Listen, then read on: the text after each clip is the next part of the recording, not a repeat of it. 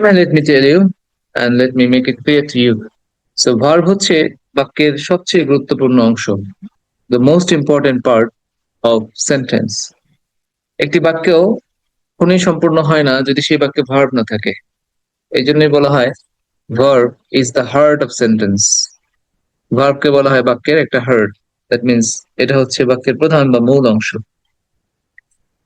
So when we are learning verb, we must remember that verbs are mainly of two types: main verbs and helping verbs.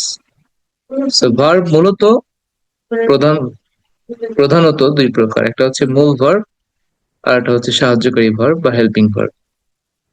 So main verb বলতে আমরা যে verb গুলো দ্বারা সরাসরি কাজ করা বোঝায় সেগুলোকে মেইন ভার্ব বলে। For example, you can see some pictures here. A boy is running. That's a kind of work, right? যেখানে কোনো একটা কাজ বোঝাবে, সরাসরি কোনো একটা কাজ করা বোঝাবে, এই ভার্ব দ্বারা সরাসরি কোনো একটা কাজ করা বোঝায়। ফর এক্সাম্পল, লুক দেখা, লিসেন শোনা, লাভ হাসা, ড্রিঙ্ক পানি পান করা, পেইন্ট ছবি আঁকা। তো এই যে কাজগুলো, যে ছবিগুলো আমরা দেখতে পাচ্ছি, প্রত্যেকটা পিকচার এক একটা ভার্বকে ডেসক্রাইব করছে, এক একটা কাজকে বর্ণনা করছে। দ্যাট মিনস এই শব্দগুলো দ্বারা সরাসরি কোন একটা কাজ করাকে বোঝায়, এই কারণে আমরা এটাকে বলি মেইন ভার্ব। এটার একটা নাম আছে, সেটাকে বলা হয় প্রিন্সিপাল ভার্ব। তাহলে মেইন ভার্ব অথবা প্রিন্সিপাল ভার্ব, এটাকে অবশ্যই অ্যাকশন ভার্বও বলা হয়, যেটা দ্বারা সরাসরি কাজ করা বোঝায়। আরেক প্রকারের ভার্ব আছে, তাদেরকে বলা হয় হেল্পিং ভার্ব বা auxiliary verb. For example, look at the sentence, my friend is singing in the choir. এখানে ইজ এবং সিঙ্গিং দুইটা ভার্ব, রাইট? দুইটা ভার্বের মধ্যে একটা ভার্বকে আমরা বানাই সিং, মানে গান গাওয়া, তাই না? তাহলে সরাসরি এটা দ্বারা কাজ করা বোঝায়। তার মানে সিং হচ্ছে একটা মেইন ভার্ব, এবং তার আগে একটা ভার্ব দেখতে পাচ্ছি, সেটা কি? ইজ। এবং এটাকে আমরা বলবো হেল্পিং ভার্ব বা সাহায্যকারী verb, that means auxiliary verb. So এই পর্যন্ত আমাদের আশা করি কোনো সমস্যা হওয়ার কথা না। যেই ভার্ব দ্বারা সরাসরি কাজ করানো বোঝায় বা সরাসরি কোনো একটা কাজকে নির্দেশ করে, সেটাকে আমরা বলি মেইন ভার্ব। অ্যান্ড যেটা মূল ভার্বকে সাহায্য করে তাকে বলা হয় অক্সিলারি ভার্ব বা সাহায্যকারী ভার্ব। আমাদের আজকের আলোচনার বিষয় মূলত এটা না। আজকের মূল আলোচনার বিষয় হচ্ছে ভার্ব, অক্সিলারি ভার্ব গুলো কি কি, এবং এই অক্সিলারি ভার্ব গুলো আমরা কিভাবে ব্যবহার করব, কোন সাবজেক্টের সাথে কোনটা ব্যবহার করব, এই বিষয়গুলো নিয়ে আমরা একটু আলোচনা করার চেষ্টা করব। তো আমরা পড়েছি যে অক্সিলারি ভার্ব বা সাহায্যকারী ভার্ব, যার মূল কাজ হচ্ছে ভার্বকে সাহায্য করা। সো ভার্বকে কিভাবে সাহায্য করে? বিভিন্ন বাক্যে বিভিন্ন রকম অর্থে বাক্যে সাহায্য করে। অক্সিলারি ভার্বকে আবার মূলত চারটি ভাগে ভাগ করা যায়। একটা হচ্ছে be verb, for example am, is, are, was, were, be, being এবং বিন, এগুলোকে আমরা বলি বি ভার্ব। এবং হ্যাভ ভার্ব বলা হয় হ্যাভ, হ্যাজ এবং হ্যাড। ডু ভার্ব বলা হয় ডু, ডাজ, ডিড। এছাড়াও এক প্রকার ভার্ব আছে যাদেরকে বলা হয় modal verb, they are also auxiliary verb. কিন্তু এদেরকে মডেল বলার একটা কারণ আছে, সেই কারণটা হচ্ছে এর একটা মুড বা ধরন প্রকাশ করে। সো মডেল ভার্বস, এদের একটা বৈশিষ্ট্য, সেটা হচ্ছে এরা কখনো বাক্যে একা একা বসে না, এরপরে একটা মূল ভার্ব থাকে।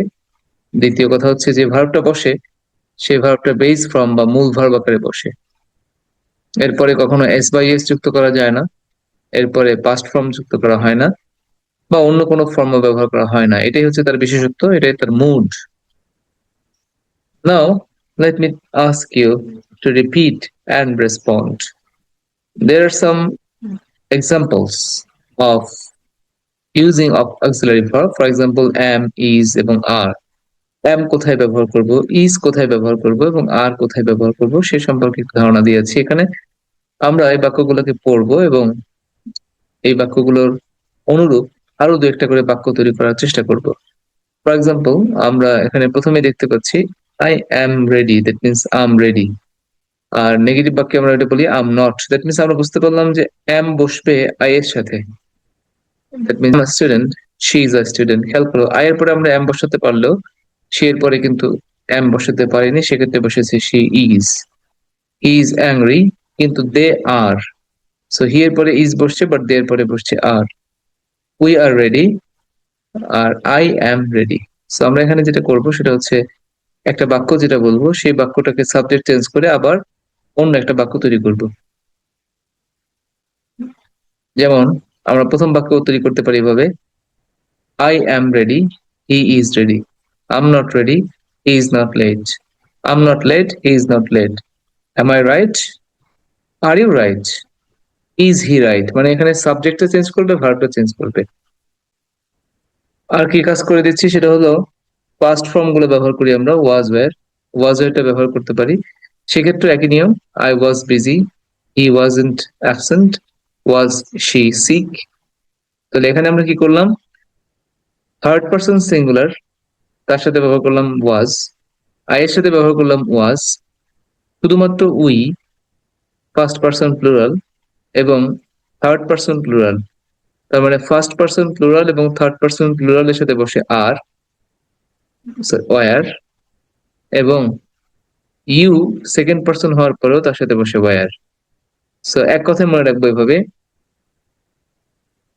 I was, he was, she was, it was, কিন্তু we were, they were, you were. এটা একটা সুন্দর টেকনিক আছে, আমরা এভাবেও করতে পারি। Let me give another example. এইখানে দেখো আরেকটা স্লাইড আমরা দেখতে পাচ্ছি, আই এর সাথে কোন কোন ভার্ব গুলো বসে সেগুলোর একটা তালিকা আমি দিয়েছি এখানে। যেমন আই এর সাথে বসতে পারে অ্যাম, আই এর সাথে বসতে পারে ওয়াজ, আই এর সাথে বসতে পারে শ্যাল, আই এর সাথে বসতে পারে ডু, আই এর সাথে বসতে পারে ডিড, আই এর সাথে বসতে পারে হ্যাভ, হ্যাড, এবং এছাড়া সকল মোডাল ভার্ব সকল সাবজেক্টের সাথে বসে। সো আমরা যদি বাক্যগুলোকে এভাবে বলতে পারি, I am, I was, I shall, I do, I did, I have, I had, I can, I could, I may, I must, I should. তার মানে আই এর সাথে কোন কোন ভার্ব গুলো বসে সাহায্যকারী ভার্বের মধ্যে সেটার একটা ধারণা আমরা পেয়ে যাব। আবার উই এর সাথে কোন কোন ভার্ব গুলো বসে, যেমন we are, we were, we shall, we do, we did, we have, we had, we could, we may, we must, we should. You এর সাথে বসে একই রকম, you are, you were, you will, you do, you did, you had, you have, you could, you may, you must, you should.